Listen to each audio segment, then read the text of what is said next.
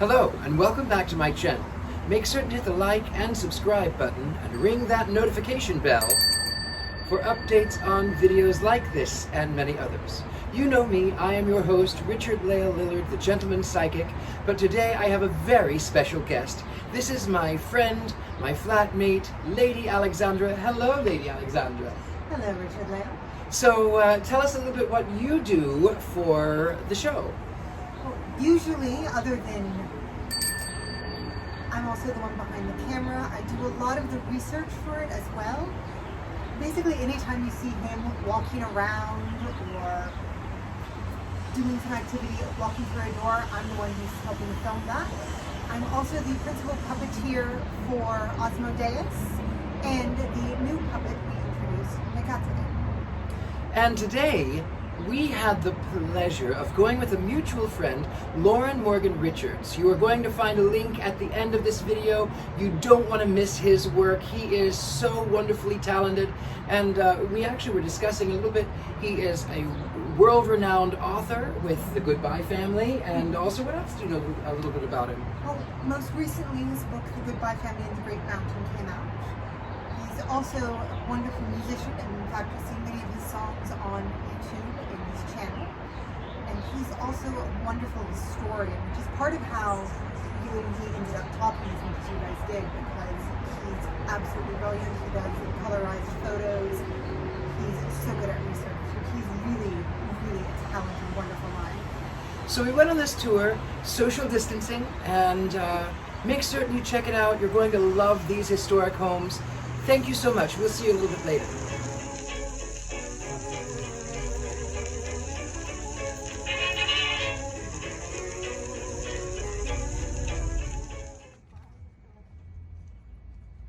This is the Ernest W. Smith House here in Pasadena. It was built by the well-to-do Pasadena architects Green and Green that designed the American Craftsman House in 1910. The house was one of the last designed by Green and Green, but reminds us of their earlier work.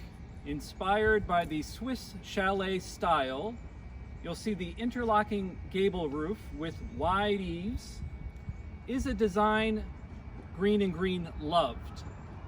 Typical of their design are the exposed rafter tails, full-length front porch, casement windows, and a wood shingle roof. In its essence, it gives the homeowner an extra sense of security by its overly supported structure. Yet, it focuses on the foundation of arts and crafts in the Green and Green style.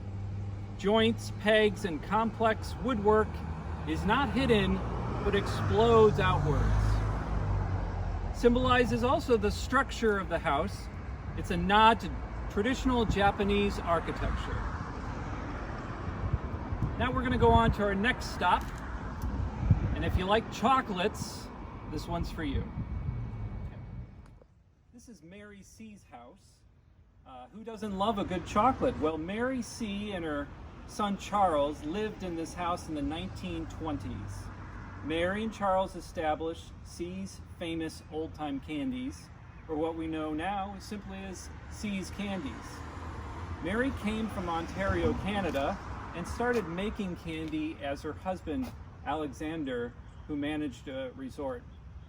Now, he passed in 1919, so she left to move to California to try their luck with Charles' family. He wanted to become a pharmacist. So luck would have it that because of the good avenue of being a pharmacist, he could also sell his mother's chocolates there. And those quickly became popular, and they eventually set up a store in Los Angeles, kind of near Larchmont. Mary C's home is surrounded by craftsman-style structures of the Edwardian era, and we did see that when we came in, and you can see it definitely as we stroll around here.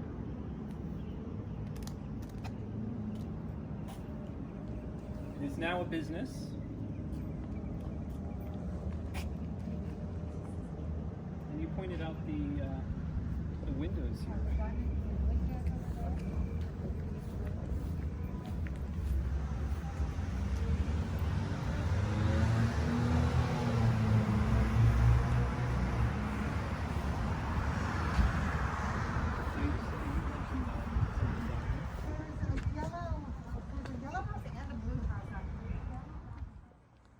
This is the Evanston Inn, built from 1897 to 1898.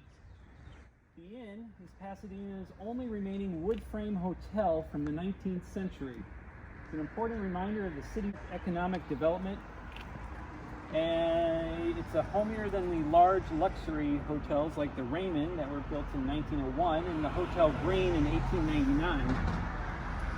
The inn provided a quiet retreat for its many winter visitors. The inn opened in 1897, several years before many of Pasadena's large hotels were available to a steadily increasing number of tourists at this time. Typical of the less elaborate boarding houses style inns, the Evanston was enlarged with wing additions. As demand increased, the inn, which is the southern portion, is a skillfully integrated combination of Queen Anne and colonial revival styles. The original building carries a variety of shingle textures and architectural preferences, while the annex, or the northern portion, is more reserved, typical of the American four-square architectural style of the next decade. The Evanston Inn is the last survivor of its type and period in the community, exemplifying the small resort hotel genre of Pasadena at the turn of the century. What a beauty.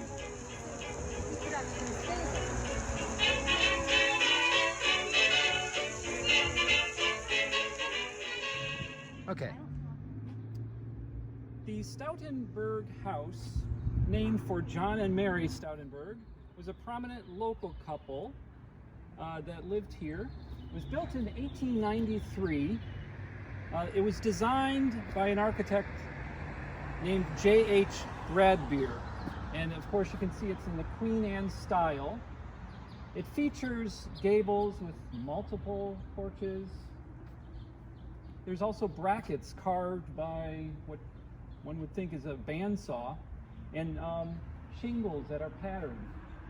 There's a carriage house that you can see, and barn also located around the corner of the property.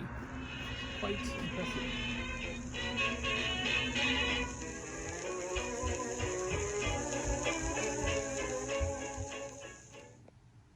The Victorian dollhouse that you see behind me was built in 1886. This lovely home is an example of the folk Victorian style of architecture. Built for function over most Victorian styles, it was ideal for working families with regular floor plans and a general lack of ornamentation. But you can see they did a great job restoring this, and it looks like the carriage house too is authentic to the time.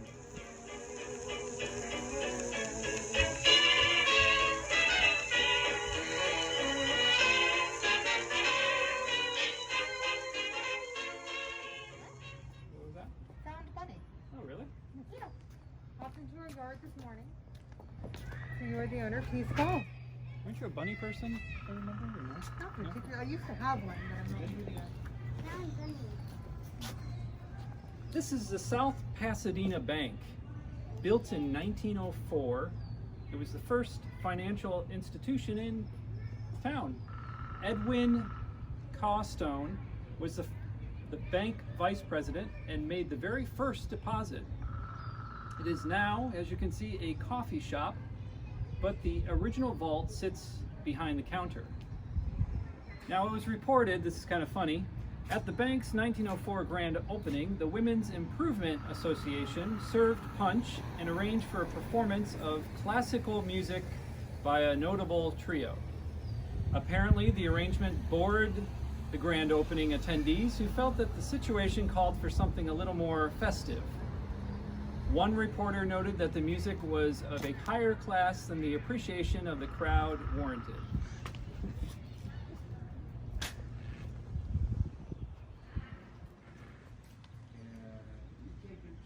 You see here is one of the oldest structures in Pasadena. Opened in 1887 as a general store to serve about 500 residents at the time. Later it became a telegraph office, bike shop, and ticket office. Today it's the town's museum, and interestingly inside is the original Wurlitzer organ from the Rialto Theater. You also can see here is a feature from the Ostrich Park that we hear so much about, that was in Los Angeles, coming from the carousel there, 1910. Orton and Spooner were one of the largest sideshow and carnival ride producers. They did carousels, but they would also do things like haunted houses, or they would call them ghost trains, basically. So that's actually a pretty big one.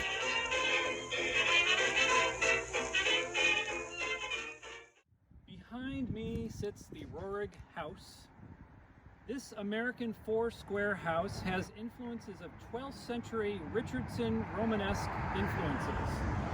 Designed by noted architect famed Frederick Roarig in 1895, it is one of the oldest surviving creations of his. Sitting on the situated posh Millionaires Row, it is in contrast to the busy Victorian styles with boxy lines, honest woodwork, and plain facades. Stylistically, it is considered a relative to both the Prairie and Craftsman style.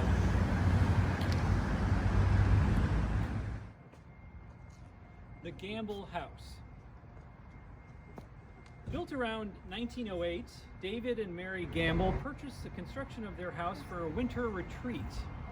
This three-story structure is a masterpiece of Green and Green's America's arts and crafts, so influenced by traditional Japanese elements.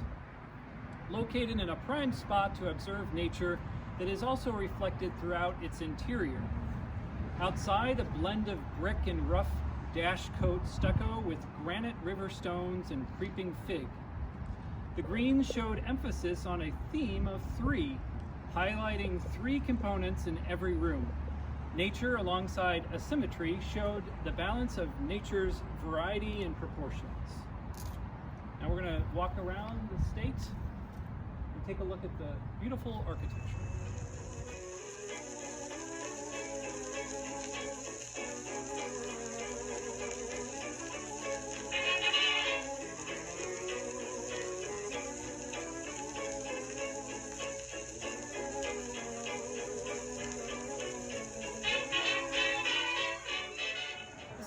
This is called the Parsons Bungalow.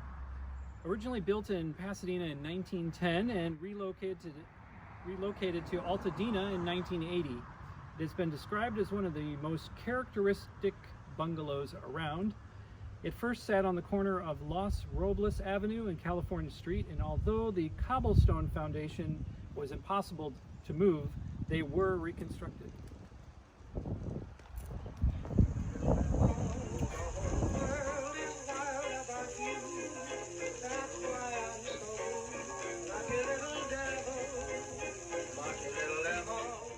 Thank you, everybody.